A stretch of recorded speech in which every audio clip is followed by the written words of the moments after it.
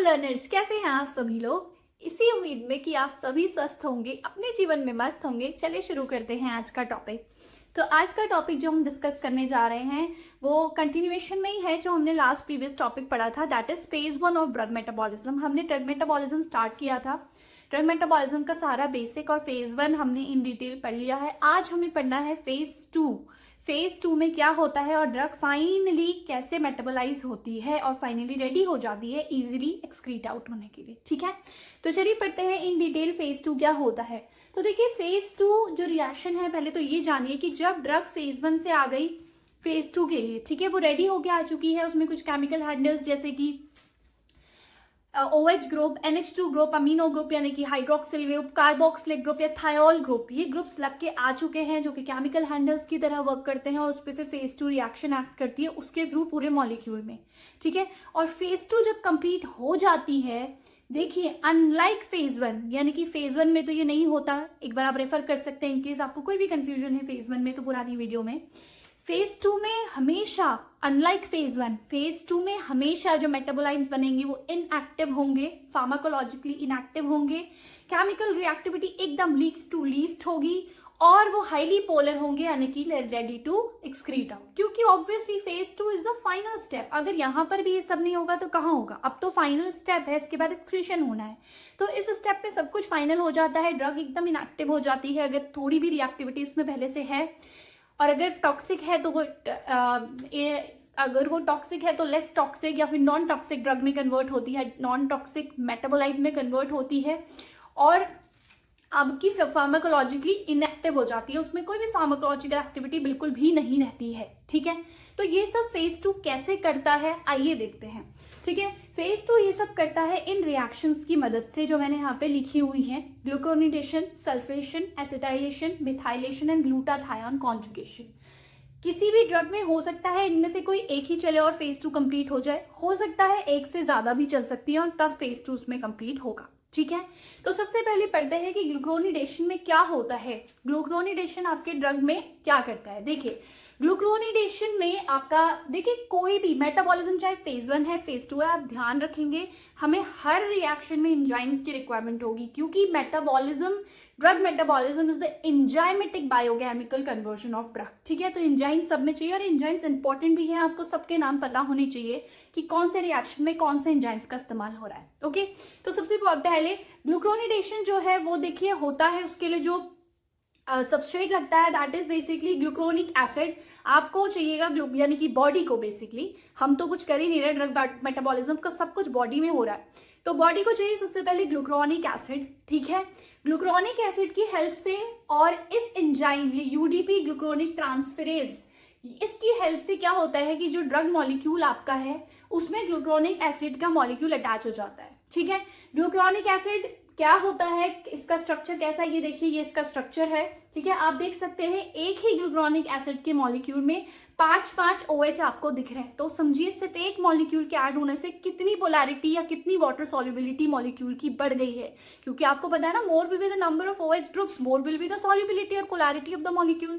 यही तो करना है हमें ड्रग मेटाबॉलिज्म में, पोलैरिटी तो बढ़ानी है, वाटर सॉल्युबिलिटी ही तो बढ़ानी है। तो देखिए ग्लूकोनिक एसिड, ग्लूकोनिडेशन में ग्लूकोनिक एसिड अटैच हो जाता है with the help of enzyme UDP gluconic transferase, यानी कि कॉन्जुगेशन हो जाता है। ठीक है, और इसका एग्जांपल है जैसे कि मॉर्फिन है, मॉर्फिन फेज 2 में जाके मॉर्फिन ग्लूक्रोनाइड बन जाता है, ग्लूक्रोनाइड अटैच हो जाता है। ठीक है, या फिर क्लोरोफिनॉल ग्लूक्रोनाइड बन जाता है और फाइनली ये फेज 2 से फिर एलिमिनेट आउट हो सकते हैं, ये बनकर फिर ये they are ready to get eliminated out from the body. ठीक है, उसके बाद आपका होता है सल्फेशन।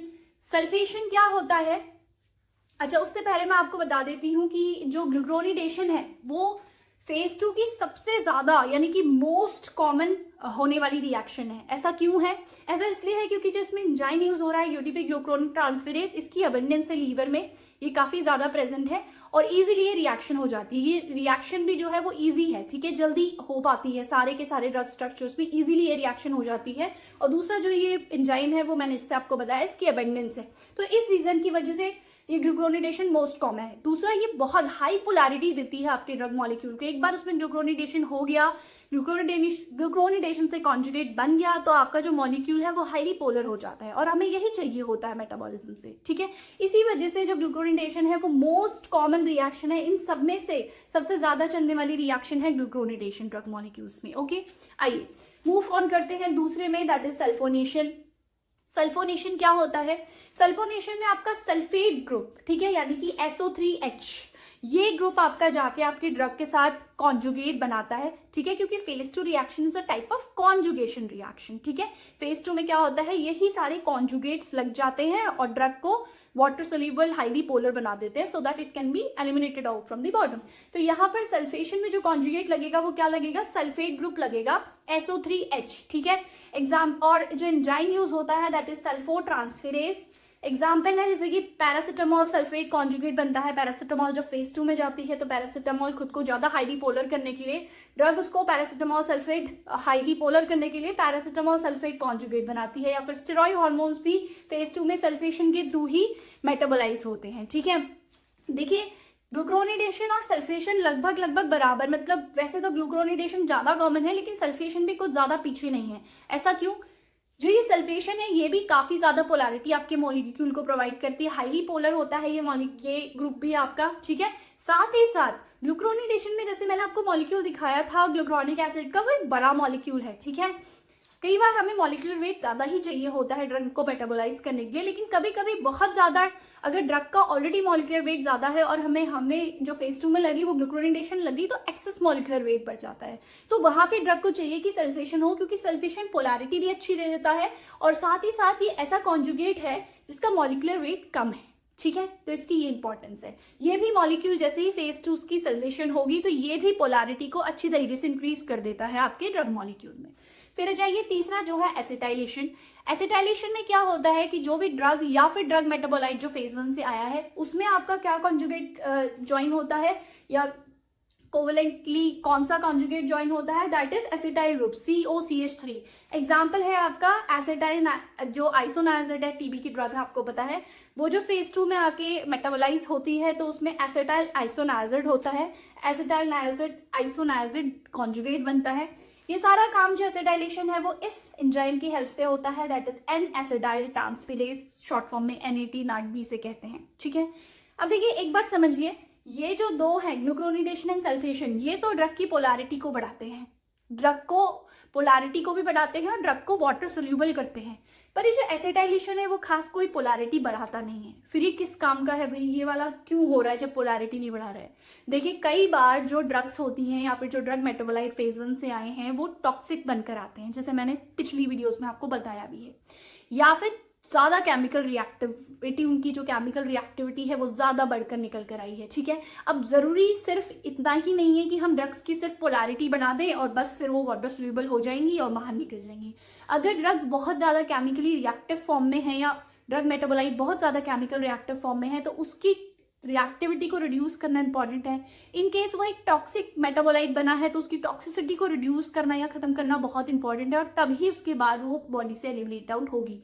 तो एसिटाइलेशन यही काम करता है, वो कोई भी बहुत ज़्यादा पोलैरिटी को नहीं बढ़ाता है या फिर वाटर सोल्युबिलिटी में कुछ ज़्यादा चेंजेस नहीं करता, ये आपकी ड्रग को केमिकल रिएक्टिविटी या टॉक्सिसिटी उसमें ज़्यादा है तो उसको रिड्यूस करने का काम करता है, ठीक है। यही आइसोनाइजिड की संग भी करता है। फिर आपका नेक्स्ट आ जाता है मिथाइलेशन जी। मिथाइलेशन में क्या होता है, जो आपका कॉन्जुगेट बनता है वो किसकी हेल्प से बनता है, जो कॉन्जुगेट है वो कौन सा ज्वाइन होकर जो होके ज्वाइन होता है, that is methyl group. CH3 जाके कोवेलेंट बॉन्ड बनाता है, आपका कोवेलेंटली लिंक होता है आपकी ड्रग या फिर ड्रग मेटाबोलाइट के साथ, और क्या बनाता है आपका मिथाइल ग्रुप कॉन्जुगेट बनाता है, ड्रग मिथाइल ग्रुप कॉन्जुगेट बनाता है, ठीक है। मिथाइल ट्रांसफेरेज एंजाइम यूज होता है इसमें, एग्जाम्पल है इसके जैसे कि कैटेकोलामीन्स हुए, आपके हिस्टामिन्स हुए, ये सारे जब फेज 2 में जाते हैं तो फेज 2 में इनमें मिथाइलेशन ही लगती है, ठीक है। अब एसिटाइलेशन की तरह ही मिथाइलेशन भी है, मिथाइलेशन का काम भी यही है, ये भी ड्रग की पोलैरिटी को बिल्कुल नहीं बढ़ाता है, बिल्कुल ही नहीं बढ़ाता है ये मिथाइलेशन, ये या वाटर सॉल्युबिलिटी को नहीं बढ़ाता है। ये क्या काम करता है, ये भी आपकी अगर ड्रग्स या फिर ड्रग मेटाबोलाइट ज़्यादा केमिकल रिएक्टिविटी उनमें है या फिर वो टॉक्सिक बनकर आई हैं तो उसी टॉक्सिसिटी को रिड्यूस करना है, केमिकल रिएक्टिविटी को कम करना का काम किसका होता है, मिथाइलेशन का, ठीक है। फिर जो लास्ट आपकी रिएक्शन है that is very important, that is glutathione conjugation. ठीक है, ग्लूटाथायोन कॉन्जुगेशन यानी कि GSH ग्लूटाथायोन। ये बेसिकली ग्लूटाथायोन कॉन्जुगेशन में क्या होता है, आपका ग्लूटाथायोन का मॉलिक्यूल जो है वो कॉन्जुगेट होता है आपके ड्रग या फिर ड्रग मेटाबोलाइट के साथ। ये देखिए स्ट्रक्चर देखिए आप ग्लूटाथायोन का, ये स्ट्रक्चर है ग्लूटाथायोन का। अब ये जो स्ट्रक्चर है ग्लूटाथायोन का, ये आपके ड्रग मॉलिक्यूल में जाके बाइंड अप हो जाता है। ठीक है, अब इसका भी काम, ये हालांकि वाटर सॉल्युबिलिटी भी बढ़ा सकता है, लेकिन इसका जो मेजर काम है बॉडी में वो है मतलब डेफिनेटिव, यानी कि एक्सट्रीम डिटॉक्सिफिकेशन जब करना होता है या फिर इमरजेंसी डिटॉक्सिफिकेशन जब करना होता है, तो तब हमारा क्या काम आता है, ग्लूटाथायोन कॉन्जुगेशन। ठीक है, इसीलिए इसको बेसिकली ग्लूटाथायोन कॉन्जुगेशन को इमरजेंसी प्रोटेक्टिव मैकेनिज्म भी कहा जाता है, क्योंकि जिस समय इमरजेंसी डिटॉक्सिफिकेशन करना होता है, काफ़ी ज़्यादा टॉक्सिक मेटाबोलाइट बॉडी में बन जाता है, तो उसे फिर उस टॉक्सिक मेटाबोलाइट को इनएक्टिव या फिर इनटॉक्सिक करने का काम कौन करता है, ग्लूटाथायोन कॉन्जुगेशन करता है। यानी कि ग्लूटाथायोन का मॉलिक्यूल जाके कॉन्जुगेट करता है उस पर्टिकुलर कंपाउंड के साथ, और फिर वो मॉलिक्यूल उतना टॉक्सिक नहीं रहता जितना कि पहले था, या फिर उसकी टॉक्सिसिटी पूरी खत्म हो जाती है। ठीक है, ये बहुत अच्छा एग्जाम्पल मैं आपको बताऊं, पैरासिटामॉल होता है। पैरासिटामॉल कई बार आपके ये एन-एसिटाइल बेंजोक्विनोन NaPQI मेटाबोलाइट बनाता है। ये बहुत टॉक्सिक मेटाबोलाइट है NaPQI। ठीक है, इस टॉक्सिक मेटाबोलाइट को जो जैसे ही ये फेज 2 में जाती है पैरासिटामॉल, और ये टॉक्सिक मेटाबोलाइट बेसिकली पैरासिटामॉल का, तो फेज 2 में उसमें ग्लूटाथायोन कॉन्जुगेशन के थ्रू ही आपका पैरासिटामॉल ये जो NaPQI GSH कॉन्जुगेट बनता है, यानी कि NaPQI ग्लूटाथायोन कॉन्जुगेट बनता है और ड्रग फाइनली इंटॉक्सिक होती है। ठीक है, ये बहुत अच्छा एग्जांपल है आपका ग्लूटाथायोन कॉन्जुगेशन का। तो देखिए फेज 2 जो रिएक्शन है वो इन रिएक्शंस के हेल्प से कंप्लीट होती है, यानी कि कोई एक या इस एक से ज़्यादा रिएक्शन किसी भी ड्रग में लगती है और फाइनली फेज 2 कंप्लीट होकर ड्रग अब सफिशिएंटली वाटर सॉल्युबल बन जाती है या फिर पोलर बन जाती है, और अगर कोई केमिकल रिएक्टिविटी उसमें ज़्यादा है तो वो कम हो जाती है या पूरी खत्म हो जाती है, और अगर टॉक्सिसिटी थी तो वो टॉक्सिसिटी भी रिड्यूस हो जाती है। ठीक है, तो ये होता है फेज 2 में। अब एक पॉइंट जो मैंने आपको पहले बताना चाहिए था, वैसे मैं लास्ट में बता देती हूँ, that doesn't make any difference. Phase 2 को कॉन्जुगेशन भी कहा जाता है। ठीक है, फेज 2 रिएक्शंस को कॉन्जुगेशन भी कहा जाता है। अब शायद मैंने ठीक ही किया जो आपको बाद में बताया। अब आप देख सकते हैं कि इसको कॉन्जुगेशन क्यों कहा जाता होगा, क्योंकि फेज 2 रिएक्शन है ही कॉन्जुगेशन रिएक्शन। फेज 2 में क्या हो रहा है आपका, ये जो भी कॉन्जुगेट्स हैं, अगर मैं ग्लूक्रोनेडेशन को यूज कर रही हूँ, सल्फेशन को एसिटाइलेशन, तो ये बेसिकली कॉन्जुगेट्स जाके कोवेलेंटली बाइंड हो जाते हैं हमारे ड्रग के साथ और कॉन्जुगेट्स बनाते हैं। ठीक है, इसीलिए इसको क्या कहते हैं, कॉन्जुगेशन कहा जाता है फेज 2 को। ठीक है, तो phase 2 is basically the conjugation reaction where the conjugates like these that are highly polar or intoxicating or making have the ability to make the drug less chemically reactive get covalently bind to the drug molecule and does it work। ठीक है, और इस तरीके से हमारी drug phase 2 complete करती है, और अब बॉडी जो हमारी ड्रग है वो रेडी है इजीली एलिमिनेट आउट होने के लिए। ड्रग मेटाबॉलिज्म का यही तो टारगेट था। ड्रग मेटाबॉलिज्म क्या था, जब मैंने आपको फर्स्ट क्लास में बताया था, drug metabolism is the enzymatic biochemical conversion of drug from one phase two another so that the drug becomes more water soluble, more polar and could get easily eliminated out from the body। Phase 1 चली, phase 2 चली, अब देखिए हमारी drug इनके through finally अब उस stage पे आ चुकी है कि वो इजीली अब एलिमिनेट आउट हो सकती है बॉडी से। ठीक है, तो ये यहाँ पर आज ड्रग मेटाबॉलिज्म का फेज 2 भी कंप्लीट होता है। तो आई होप आपको ये ड्रग मेटाबॉलिज्म का कंसेप्ट समझ में आया होगा। इनकेस आपको कोई भी कंफ्यूजन हो सकता है तो आप कमेंट डाउन कर सकते हैं, और एज आई ऑलवेज टेल की नोट्स के लिए बिल्कुल परेशान मत होइए। ये जो कंटेंट लिखा है, if this is not sufficient for you, obviously it is not, तो आपके लिए नोट्स हैं एक्सपैंडेड एंड सिंपलेस्ट फॉर्म में, आप नोट्स को रेफर करें। You will find them in description box, do check the link, वहाँ पे आपको सारे नोट्स मिलेंगे। नोट्स ही नहीं, आपको इंपॉर्टेंट क्वेश्चंस मिलेंगे जो आपकी यूनिवर्सिटी एग्जाम, कॉलेज एग्जाम्स में पूछे जाते हैं। आपको MCQs मिलेंगे जो कि आपके competitive exams such as GPAT या अदर मेडिकल एग्जाम जिसमें कि मेडिसिनल केमिस्ट्री पूछी जाती है, उनके लिए बहुत इंपॉर्टेंट है। आप उन MCQs को सॉल्व करें, पहले सेल्फ असेसमेंट करें, उसके बाद ही नीचे लगी हुई आंसर की को चेक करें। ठीक है, तो आई होप आपको आज का वीडियो और आज का लेक्चर पसंद आया होगा। अगर ऐसा है तो वीडियो को करें लाइक, चैनल को करें सब्सक्राइब। तब तक के लिए बाय बाय।